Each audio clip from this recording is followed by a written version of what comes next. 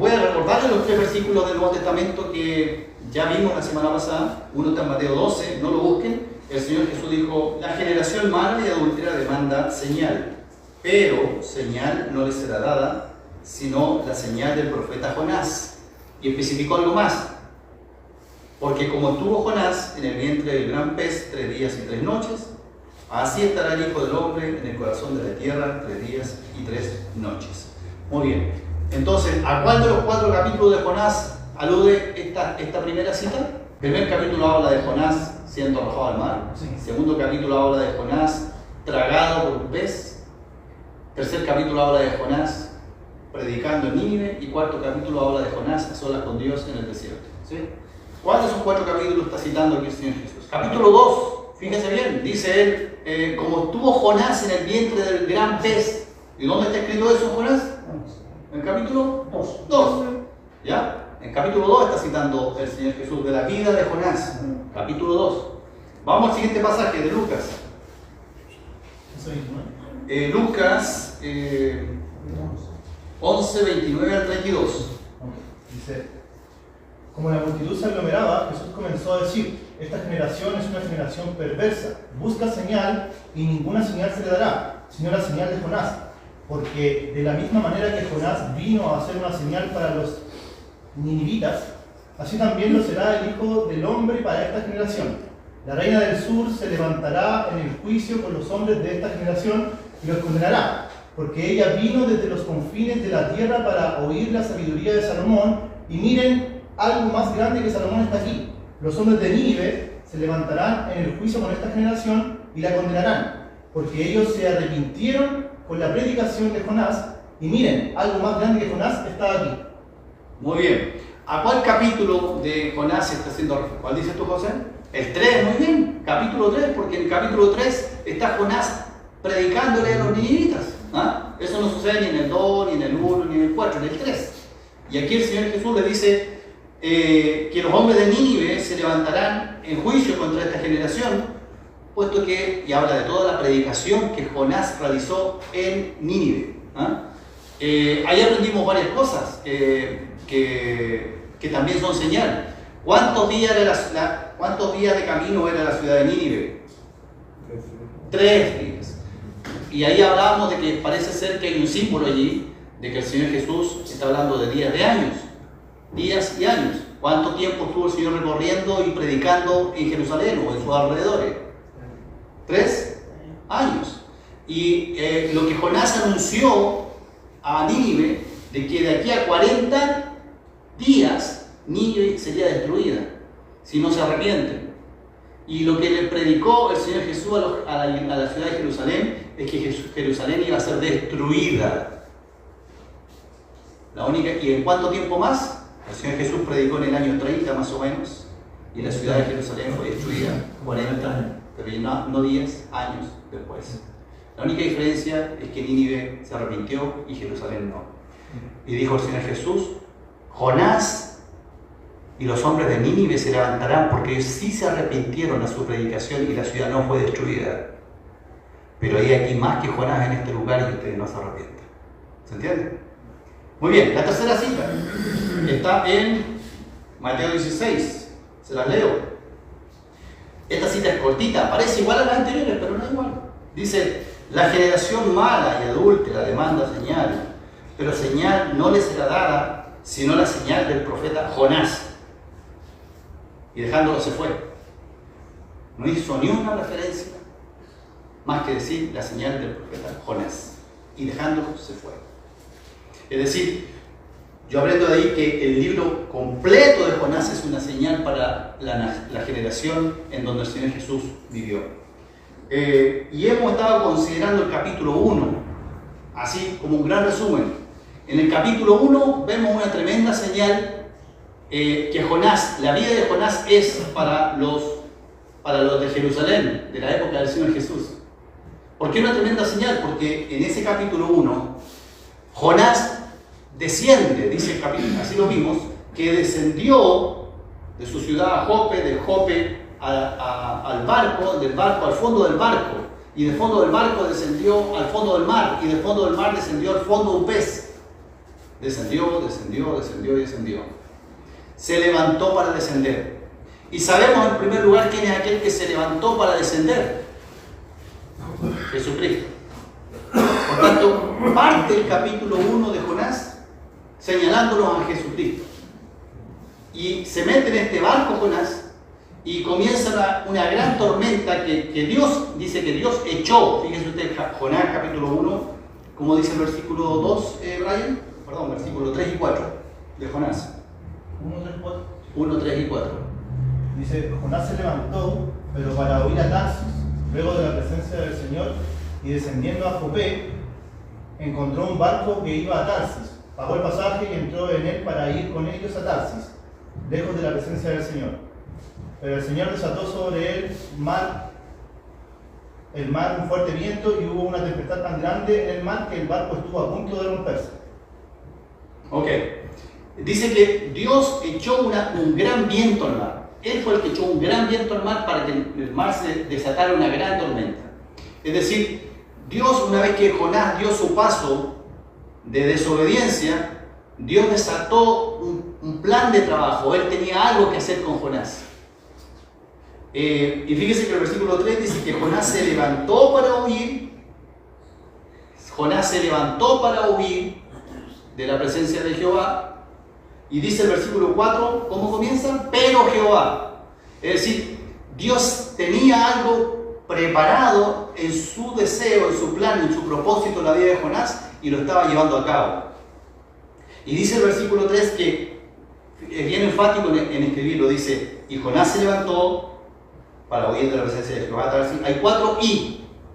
Y Jonás se levantó y descendió a Jope y halló una nave para partir a Tarsis y pagando su pasaje. ¿Se dan cuenta de la secuencia?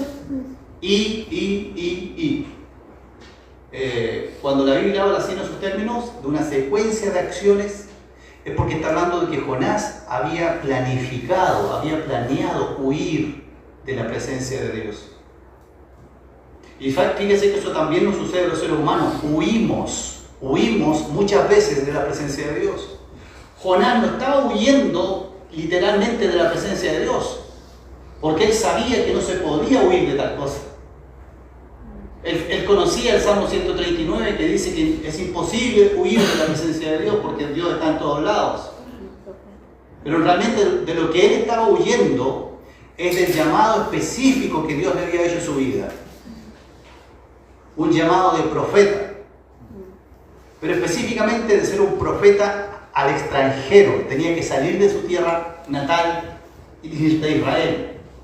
Él había sido siempre un profeta que había profetizado en Israel. Pero ahora le dice, vas a salir de tu tierra, vas a ir a una tierra enemiga de Israel y vas a ir a profetizar allí. Claro, todos tendemos a cantar, Jonás no hizo caso a la palabra de Dios, fue desobediente aquí y allá, pero Dios le mandó a predicar en una nación enemiga, a pasearse por las calles de una nación sanguinaria, a decir que el Dios que ellos perseguían y la nación, el Dios de la nación que ellos iban a arrasar, de Israel, ese Dios venía a anunciar el juicio. Él tenía que plantarse en la ciudad y decir esas palabras. No era cualquier llamado. Y Jonás estaba huyendo de ese llamado. Él no quería que Dios se manifestara más a través de él. Él no quería escuchar más estas palabras. Jonás, ve a Nínive. Jonás, ve y anuncia la palabra que tengo para ti, para que tú digas. Jonás, acércate a esa ciudad llamada Nínive y ande a ese lugar. Él no quería seguir escuchando eso. Y de lo que él estaba huyendo era de ese llamado. Y por eso la Biblia coloca tan enfáticamente, y Jonás se levantó y descendió y halló una nave y pagando su pasaje. Puede ser que esa situación nos suceda a nosotros también muchas veces. Nosotros también huimos de los llamados que Dios nos hace. Llamados a obedecerle, llamados a seguirle, llamados a serle fiel, llamados. Dios te llama y nos llama permanentemente. El primer gran llamado que Dios le hace a un ser humano es un llamado a convertirse. Es decir, puede ser que tú estés sentado aquí y tú no tengas la certeza, la tranquilidad de haberte convertido a Cristo todavía, de haber aceptado a Jesucristo como tu Salvador personal. Ese es un llamado que Dios hace. Dios llama a todos los hombres y en todo lugar que se arrepientan y se conviertan a Cristo. Pero luego que una persona se ha convertido a Cristo, Dios llama a ese hombre, a esa mujer, pero ya no a convertirse, lo llama como un hijo suyo, como una hija suya. Y lo llama para servir, lo llama para serle fiel, lo llama para cumplir un propósito en tu vida. No importa en qué condición tú te encuentres, en qué etapa de tu vida tú te encuentres. Ya sea que estás comenzando tu vida o estás en lo que tú crees que es en los finales de tu vida. No importa. Dios te llama para cumplir un propósito. Jonás ya llevaba muchos años de ser un profeta de Dios. No era el primer llamado que Dios le hacía a Jonás. Jonás ya había profetizado en otras circunstancias y para otros fines. Y dice la Biblia que Israel había extendido sus territorios según la profecía de Jonás. Pero ahora Dios le hizo un llamado diferente. Y Jonás ordenó su vida para alejarse de ese llamado.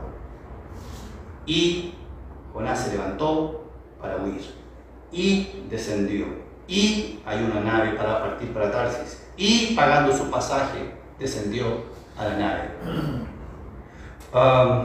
Así que estas coincidencias que tiene Jonás en su vida no son tan coincidencias. Es algo que él buscó. Él buscó alejarse, no de Dios, alejarse del llamado que Dios le había hecho. Nínive quedaba para allá. Tarsis era para el otro lado. Exactamente opuesto. Casi los 180 grados de diferencia. Huir. Y así se pasan los días. Tus días, mis días. En donde Dios está llamando, está golpeando la puerta de tu conciencia y de tu corazón para que le sigas y le obedezcas en algo bien concreto y específico. Pero claro, nosotros cuando cantamos, Jonás no hizo caso. ¿Dónde quedaba Tarsis? Porque este versículo repite mucho a Tarsis, ¿cierto? El versículo 3 veces habla de Tarsis. Tarsis quedaba muy lejos de allí. Unos 3.500 kilómetros. Mire, para que se haga una idea, es como tomar un barco de aquí de Valparaíso y llegar hasta Ecuador más o menos, en barco. Pero claro, en un barco de la época de hace 2.000 años, más 4.000 años. Un barco de esa época, no los transatlánticos que tenemos hoy en día. Era un viaje más o menos de ese estilo. Él estaba ubicado a la altura de Israel y se iba a alejar hasta Tarsis, que era una localidad ubicada ahí a la altura de España. Es decir, tenía que atravesar todo el Mediterráneo para llegar a ese lugar. Jonás tomó una decisión de vida, ¿no? No es que él dijo, voy a comprar un boleto para hacer un viaje de 2 días. No, él tomó una decisión de vida, él empacó sus cosas y se mandó a cambiar de Jerusalén y de Israel. Él se había dado cuenta que no quería llevar a cabo el plan de Dios en su vida y él decidió huir de la presencia de Dios. ¿Y qué sucedió? Dice el versículo 4 que Dios desató sobre el mar un fuerte viento. Literalmente Dios echó un fuerte viento sobre el mar. Y aquí hay una seguidilla de palabras que el autor de Jonás, el narrador de la historia de Jonás, utiliza para llamar nuestra atención. Hace una seguidilla de palabras, repetidamente usa una palabra que es la palabra echar, para que te llame la atención algo. Dice que él echó un fuerte viento sobre el mar. Esa es la palabra literalmente. Como dice el versículo en la Reina Valera, levantar, ¿sí? Pero la palabra literalmente dice echar. Como quien dice, Dios toma el viento y lo echa sobre el mar. Bueno, Marcelo, ¿y qué importa si dice levantar o echar? Porque hay una coincidencia literaria. Porque después dice que en el versículo 5 que los marineros, ¿cómo dice? Nuevamente la misma palabra, como quien dice un hilo conductor. Dios echa el viento al mar, los marineros con su esfuerzo y su afán de ser marineros y lograr hacer las cosas por sus propios medios, dijeron, bueno, lo que nos queda por hacer es echar los enseres al mar. ¿Y eso era lo que Dios quería? ¿Que echaran los enseres al mar? No. Porque así somos los seres humanos. Hacemos de todo con tal de no hacer lo que Dios nos dice que tenemos que hacer. Él echa un viento al mar para que echen a Jonás al mar. Pero ellos se resisten y dicen echar los enseres al mar. Y después dice, versículo 6 y 7, ¿puedes leerlo, Brian? Sí, dice: y el patrón de la nave se le acercó y le dijo: ¿qué tienes, dormilón? Levántate y clama a tu Dios, quizá Él tendrá compasión de nosotros y no pereceremos. Y dijeron cada uno a su compañero: venid y echemos suertes para que sepamos por causa de quién nos ha venido este mal. Y echaron suertes, y la suerte cayó sobre Jonás.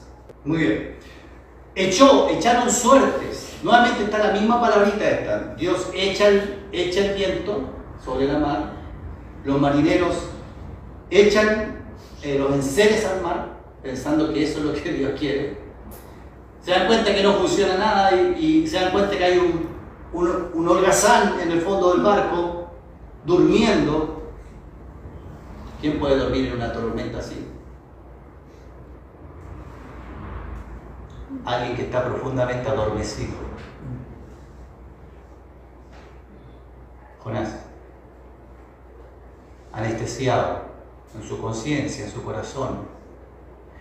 ¿Acaso él no sentía el fuerte viento y las fuertes olas? ¿No sentía cómo crujía el mar?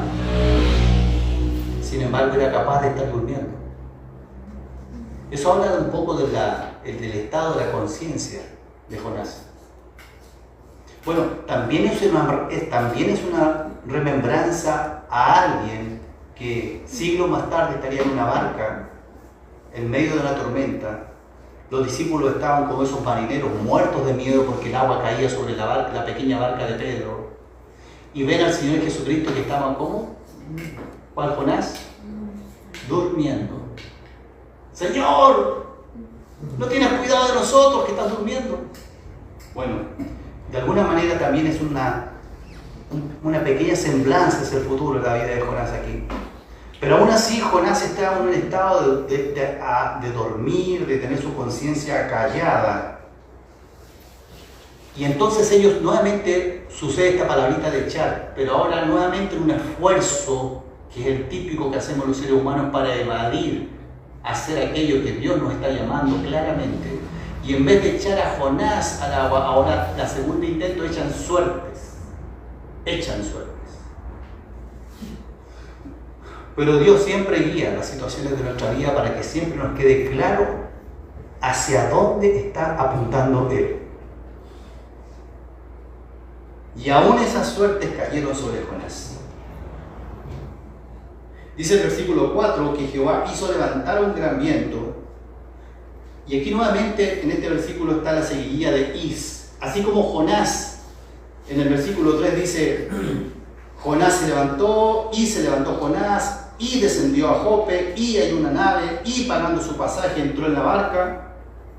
El versículo 4 dice que Jehová hizo levantar un gran viento, y hubo en el mar una tempestad tan grande, y los marineros tuvieron miedo, y cada uno clamaba a su Dios, y echaron al mar los enseres que había en la nave.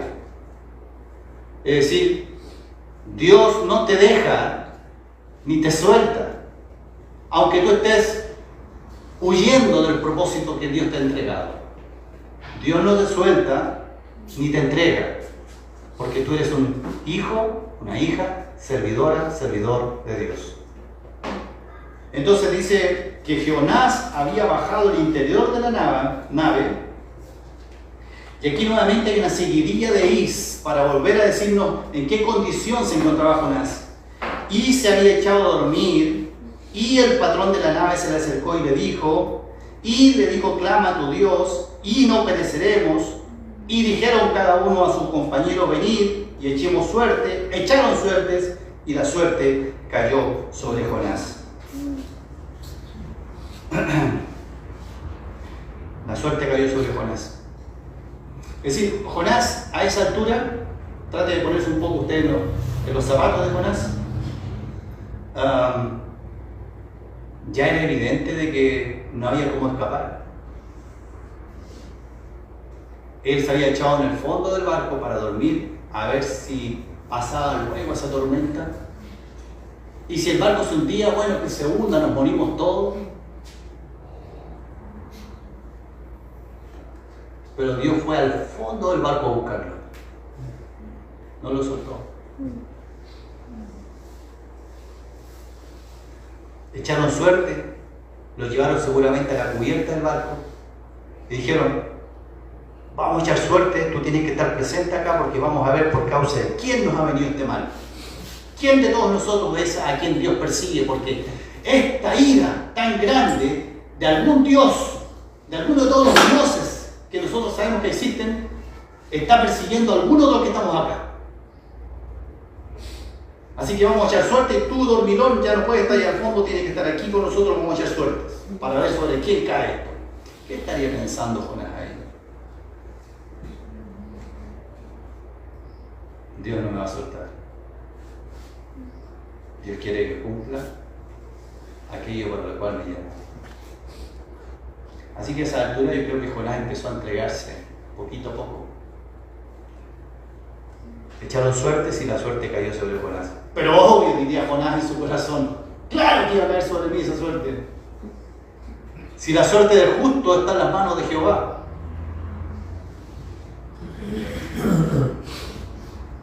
Y entonces ahí le hacen un pequeño interrogatorio. Dinos. Cuando dice dinos, en realidad le dijeron, fíjese cómo dice el versículo 8. Dice así, ¿cómo dice Brian? Decláranos. ¿Qué más? Decláranos ahora. Decláranos ahora. ¿No era suficiente con decir decláranos? No, le dice, decláranos ahora. ¿Por qué? Porque están urgidos. Porque el barco se mueve no centímetros, se mueve metros para arriba y para abajo. Porque las olas las ven allá al fondo y después las ven metros arriba de ellos. Porque el barco de la madera está crujiendo entera. Está declarando la tragedia que se viene. Decláranos ahora, ya no pierdas más tiempo, dinos. Y le hace las preguntas. ¿De dónde vienes? ¿Qué oficio tienes? ¿De qué pueblo eres? ¿Cuál es tu tierra? ¿Qué pensaría Jonás a esa altura?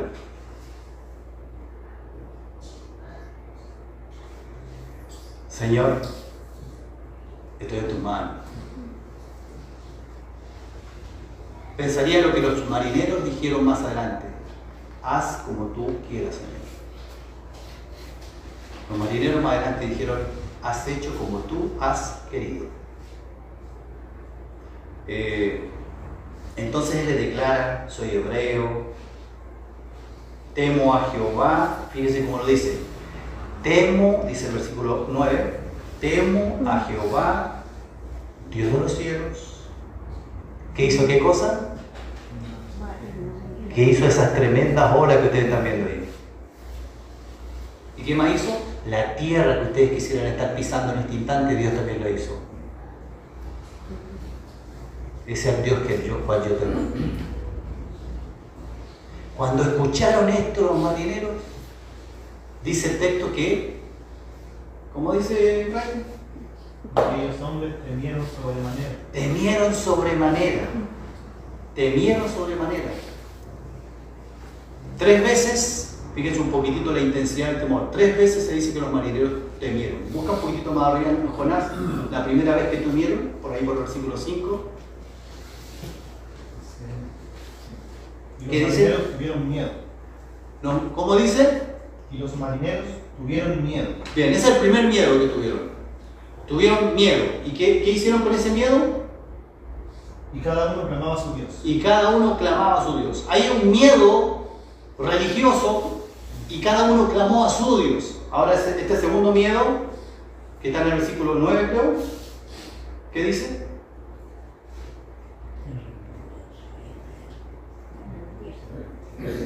Y aquellos hombres temieron sobremanera. Ese es el segundo. Exacto, temieron sobremanera. El temor se intensificó. ¿Ah? ¿Pero por qué se intensificó? Porque se dieron cuenta que estaban ellos como marineros, por culpa de Jonás, pero ellos como marineros estaban expuestos a la ira del Dios que había hecho los cielos, la tierra y el mar. Y que esa pequeña cascarita de nuez que estaba flotando en el mar estaba siendo movida por los vientos del enojo de Dios contra ellos. ¿Por qué Dios estaría así airado contra ellos? Si el que huía era Jonás. Porque ellos estaban sin saberlo, siendo cómplices de la huida. ¿Quiénes eran los que estaban trasladando a Jonás para que no obedeciera?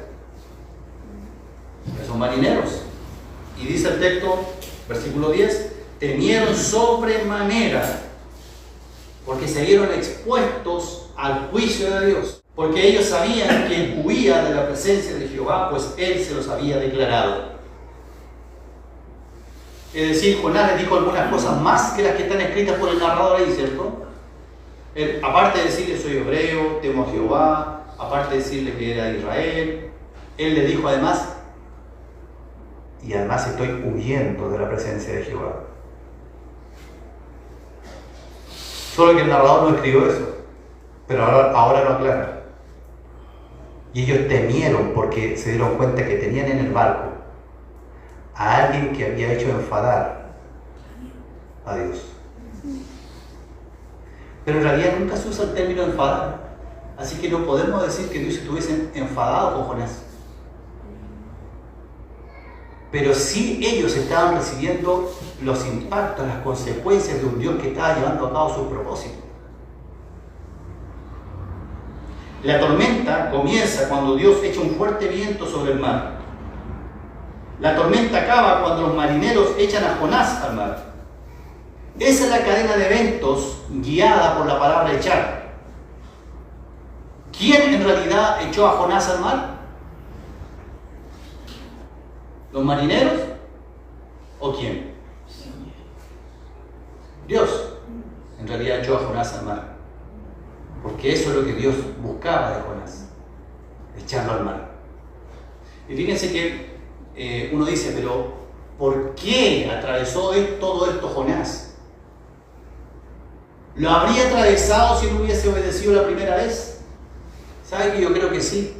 Solo que no lo habría atravesado en desobediencia, pero lo habría atravesado igual, probablemente. Porque la señal que Dios quería construir con Jonás se tenía que cumplir. ¿Cuál era la señal? Jonás siendo tragado por un pez y estando en el vientre de ese gran pez 3 días. Y fíjense que lo que sucedió en ese barco, solo el capítulo 1, antes de hablar del tragar en el pez, ya es una señal que apunta a Jesucristo. Fíjense cómo es. Marineros gentiles que escuchen el testimonio de Dios a través de Jonás, pero que además se ven expuestos al castigo, al juicio de Dios a través de ese mar, esas olas embravecidas que hacían presagiar una tragedia. Se iban a hundir y a ahogar todos. Entonces eran gentiles expuestos al juicio de Dios. Y entonces los marineros preguntan, ¿qué haremos contigo? En el versículo 12. Dice así, perdón, 11. ¿Qué haremos contigo para que el mar se nos aquiete? Porque el mar, la tormenta, no es que se quedó en un nivel, el mar se iba embraveciendo, se iba acumulando este juicio de Dios sobre ellos. Las olas cada vez más violentas, cada vez más grandes, cada vez caía más agua sobre ellos, cada vez más Se rompían tal vez más partes de la cubierta del barco. Y en el versículo 12, Jonás, fíjense lo que dice Jonás. Jonás no le dice, hagamos una ronda y clamemos todos juntos al Dios del cielo y de la tierra, para que me perdone. No dijo así Jonás, ¿no? Jonás a esa altura ya tenía claro que este capítulo 1 se iba a transformar en un simbolismo fuerte de Jesucristo y su entrega. Él dice así, tomadme y echadme al mar, y el mar se os aquietará. Tenía clarísima la salvación para estos gentiles, tal como Jesucristo tiene clarísimo la salvación para ti y para mí. Cuando dice tomadme, creo que lo mencioné en la reunión pasada, ¿cuál es el verdadero significado de esa palabra? Levantar. ¿Sí? Levantarme, así había que arrojar al mar. Levantarme y echarme en el mar. Un tremendo símbolo de lo que ocurriría con el Señor Jesucristo, ¿no? Que iba a ser levantado entre el cielo y la tierra y arrojado, pero no al mar, sino arrojado al juicio de Dios. Y el autor, el narrador de Jonás, es explícito en hacer eso, porque luego dice el versículo 13, aquellos hombres trabajaron para hacer volver la nave a tierra, como diciendo, intentémoslo con nuestras obras, intentémoslo con nuestros esfuerzos humanos, a lo mejor vamos a poder ahí pasear a este Dios. Pero no pudieron, dice, porque el mar se iba embraveciendo más y más contra ellos. No dice contra Jonás, ¿no? La ira y el juicio de Dios era contra ellos. Contra ellos. Y ellos así lo sentían. Contra nosotros está esto. Entonces dice el verso 14, antes de arrojar a Jonás al mar, clamaron a Jehová y dijeron, quiero clemencia por lo que iban a hacer. Porque ¿qué es lo que iban a hacer? Iban a arrojar a alguien a la muerte, a Jonás. Entonces dijeron así, te rogamos ahora, Jehová, primera vez que se dirigen a Dios, al Dios de Jonás, que no perezcamos nosotros. Fíjense el simbolismo que hay aquí respecto a Jesucristo. No perezcamos nosotros por la vida de este hombre, y pongas sobre nosotros la sangre ¿qué? Es decir, estos hombres tenían claro que Jonás no era culpable, era inocente. Es que no es que Jonás fuera un pecador que estaba expuesto a la ira de Dios y eso es lo que Dios estaba demandando un sacrificio, no. Jonás era un hombre inocente, pero que por alguna razón de los planes y propósitos de Dios debía ser arrojado al mar. Entonces dice, por la sangre inocente, porque tú, Jehová, y este es el sentido de todo el capítulo 1, has hecho como has querido. Yo creo que eso fue lo que Jonás tenía claro, que Dios con la vida de él, en este capítulo 1, había hecho como él había querido. Jonás no estaba en ese barco porque él iba huyendo. Jonás no estaba metido en esa tremenda tormenta porque él desobedeció. Jonás no fue parar al mar porque los marineros lo echaron, sino porque Dios estaba cumpliendo sus propósitos en la vida de Jonás. Porque tú, Jehová, has hecho como has querido. Y dice el verso 15, que tomaron a Jonás, y cuando dice tomaron a Jonás, ¿cuál es la palabrita? Levantaron a Jonás. Así, Jonás acostado, lo levantan y lo echan.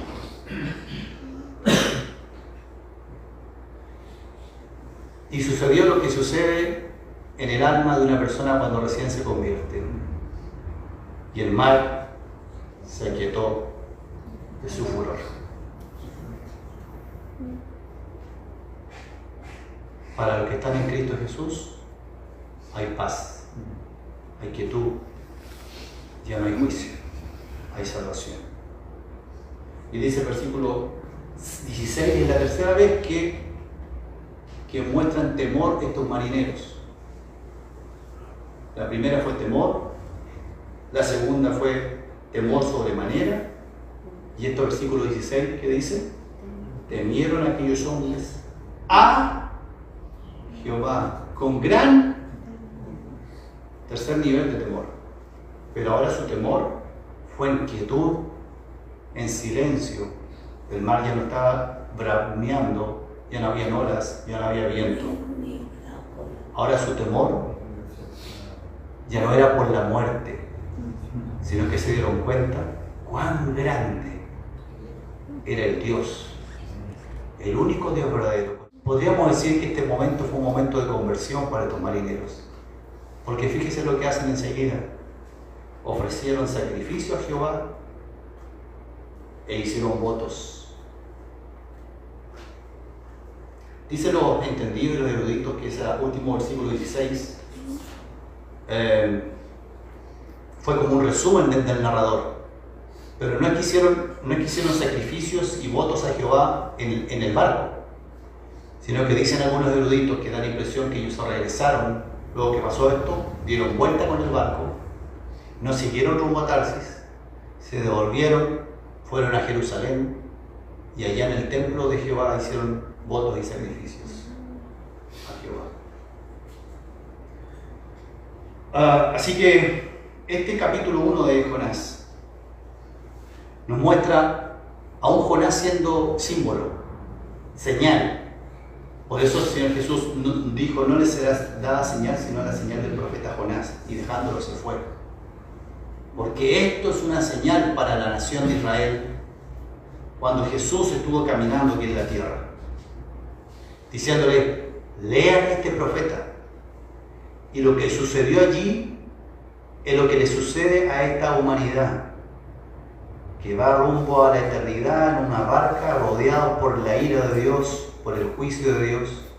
Pero Dios ha provisto un Salvador que se subió en la misma barca de la humanidad, y como un corderito dijo: levántenme y arrójenme a ese juicio a mí, yo soy su Salvador. Estos marineros lo hicieron y obtuvieron salvación. Y cualquier persona, a través de todas las edades, si pone su fe y su confianza en Jesucristo como aquel que fue levantado y expuesto al juicio de Dios, recibe la paz y la completa tranquilidad en su alma de ser un hijo de Dios. Que Dios bendiga su palabra. Amén.